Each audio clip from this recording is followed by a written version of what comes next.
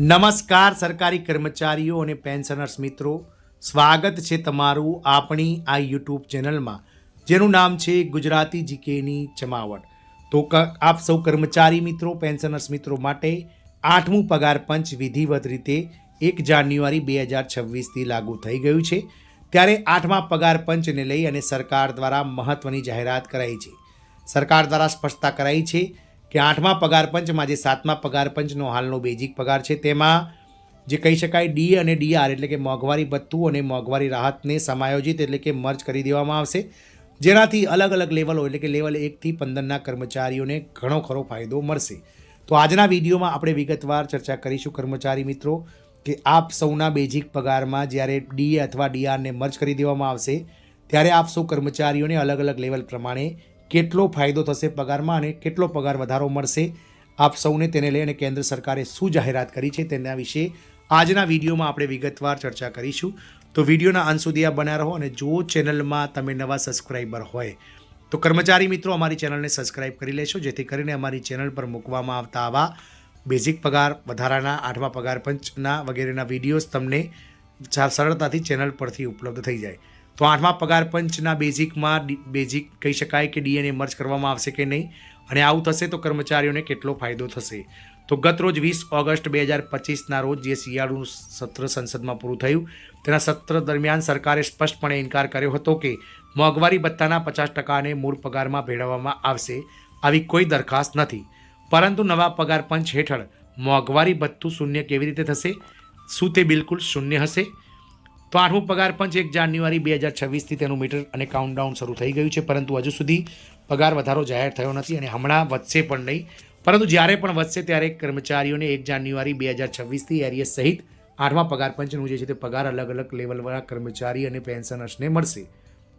પરંતુ એક ગૂંચવણ મોંઘવારી ભથ્થાને લઈને છે। હકીકતમાં થોડા સમય પહેલાં સંસદના શિયાળુ સત્રમાં સરકારે તે વાતનો ઇનકાર કર્યો હતો કે 50% પાર મોંઘવારી ભથ્થાને બેઝિક પેમાં મર્જ કરવામાં આવશે, આવો કોઈ પ્રસ્તાવ નથી। તેમ છતાં નવા પગાર પંચમાં કઈ રીતે મોંઘવારી ભથ્થું શૂન્ય થશે કે નહીં, હકીકતમાં તે 0 થશે કે નહીં, પરંતુ તે મર્જ થશે કે નહીં તેના વિશે જાહેરાત કરાઈ હતી। ફરીથી આ મૂંઝવણ ભર્યું લાગે છે, તેથી અમે આ મૂંઝવણ દૂર કરી રહ્યા છીએ। તે પણ સાચું છે, ડીએ શૂન્ય થઈ શકે છે અને હા, આ સંપૂર્ણપણે 7મા પગાર પંચની પ્રક્રિયા જેવું જ હશે। હવે પ્રશ્નો એ છે કે જો ડીએ મર્જ કરવામાં ના આવે તો તે શૂન્ય કેવી રીતે થશે? નવું પગાર મેટ્રિક્સ કેવી રીતે બનાવવામાં આવશે?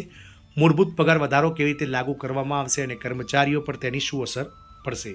તો આવો સરળ ભાષામાં સમજીએ। પહેલું છે મર્જડ એડજસ્ટ કરવામાં આવશે નહીં, આ સમજવું ખૂબ જ મહત્વપૂર્ણ છે। પ્રથમ એ સમજવું મહત્વપૂર્ણ છે કે કર્મચારીઓનું શું માંગી રહ્યા હતા અને સરકાર શું નકારી કાઢ્યું છે। લોકો ઘણીવાર બંનેને એક જ વસ્તુ માટે ભૂલ કરે છે, પરંતુ તે વાસ્તવમાં અલગ છે। મર્જરનો અર્થ મોંઘવારીના કોઈ ચોક્કસ ભાગ જેમ કે 50%ને સ્થાયી રૂપથી બેઝિક પેનો હિસ્સો બનાવી દેવો, જેમ કે 5મા અને 6ઠ્ઠા પગાર પંચમાં થયું હતું। એડજસ્ટમેન્ટનો અર્થ બેઝિક વત્તા ડીએને જોડીને એક નવો બેઝિક પે તૈયાર કરવો અને પછી ડીએને 0%થી શરૂ કરવું, જેમ કે 7મા પગાર પંચમાં થયો હતો। તો ડીએ જે છે તેને ફરીથી 7મા પગાર પંચે મર્જરને બદલે એડજસ્ટમેન્ટ અભિગમ અપનાવ્યો। આ અભિગમમાં ડીએ મૂળ પગારમાં ઉમેરવામાં આવતો નથી, તેના બદલે જ્યારે નવું પગાર પંચ લાગુ કરવામાં આવે છે ત્યારે અગાઉના બધા ડીએ મૂળ પગાર અને ફુગાવાના પ્રભાવને જોડીને નવું પગાર મેટ્રિક્સ બનાવવામાં આવે છે। આમાં ડીએને તકનીકી રીતે મૂળ પગારમાં સમાવવામાં આવે છે, પરંતુ તેને મર્જર કહેવામાં આવતું નથી। આ જ કારણ છે કે સરકાર કહે છે કે કોઈ મર્જર થશે નહીં, પરંતુ વાસ્તવમાં ડીએ નાબૂદ કરવામાં આવે છે અને નવા મૂળ પગારમાં સમાવવામાં આવે છે। 7મા પગાર પંચમાં શું હતી ફોર્મ્યુલા? તો 8મા પગાર પંચમાં કઈ રીતે પગાર રિવાઇઝ હશે અને ડીએનું શું ભૂમિકા હશે તેને સમજવા માટે આપણે 1 જાન્યુઆરી 2016માં લાગુ થયેલ 7મા પગાર પંચના મોડલને જોવું પડશે। તે સમયે સરકારે એક સ્માર્ટ ગણતરીનો ઉપયોગ કર્યો હતો। તે સમયે 6ઠ્ઠા પગાર પંચ પ્રમાણે કર્મચારીઓનું મોંઘવારી ભથ્થું 125% સુધી પહોંચી ગયું હતું। પગાર નક્કી કરવાના 5 સ્ટેપનો 7મા પગાર પંચમાં ઉપયોગ થયો હતો। પહેલું પગથિયું કર્મચારીઓનો જેનો મૂળ પગાર 6ઠ્ઠા પગાર પંચમાં લેવામાં આવ્યો હતો। બીજું છે તે તારીખ સુધી સંચિત 125% મોંઘવારી ભથ્થાની ગણતરી કરવામાં આવી હતી। 3 બંનેને ફિટમેન ફેક્ટર નામની ચોક્કસ સંખ્યા દ્વારા ગુણાકાર કરવામાં આવ્યો હતો। 7મા પગાર પંચમાં તે 2.57 ફિટમેન ફેક્ટર રાખવામાં આવ્યું હતું। ચોથું પગલું હતું પરિણામી રકમ કર્મચારીનો નવો મૂળભૂત પગાર બની અને 5મું પગલું સૌથી મોટો ફેરફાર નવો મૂળ પગાર લાગુ થતાની સાથે જ મોંઘવારી ભથ્થું એટલે કે ડીએ ડીઆર જે છે તેને ઘટાડીને 0% કરી દેવામાં આવ્યું હતું। એટલે કે 125% ડીએ ગાયબ ના થયું પરંતુ તે વધારેલા પગારમાં નવા બેઝિક સેલરીનો ભાગ બની ગયું. તેને એડજસ્ટમેન્ટ કહેવામાં આવે છે. ટેકનિકલ રીતે ડીએ મર્જ ન હતું, પરંતુ વ્યવહારિક રૂપથી ડીએની બેઝિકમાં સામેલ કરવામાં આવ્યું હતું. 8મા પગાર પંચમાં કઈ રીતે ઝીરો થશે ડીએ?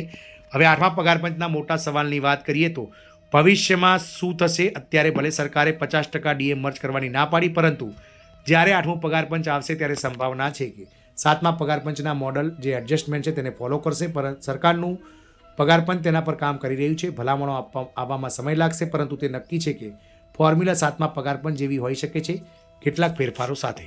સંભવિત આ ફેરફાર નીચે મુજબ થઈ શકે છે. માની લો જ્યાં સુધી 8મું પગાર પંચ લાગુ થાય છે ત્યાં સુધી મોંઘવારી ભથ્થું 60 કે 65% સુધી પહોંચી જાય છે, જેમાં ન્યૂ પે મેટ્રિક્સમાં પગાર પંચ એક નવું ટેબલ પે મેટ્રિક્સ બનાવશે. દરેક પે લેવલમાં નવા સેલ હશે, મતલબ નવો બેઝિક, નવી ગ્રોથ લાઇન.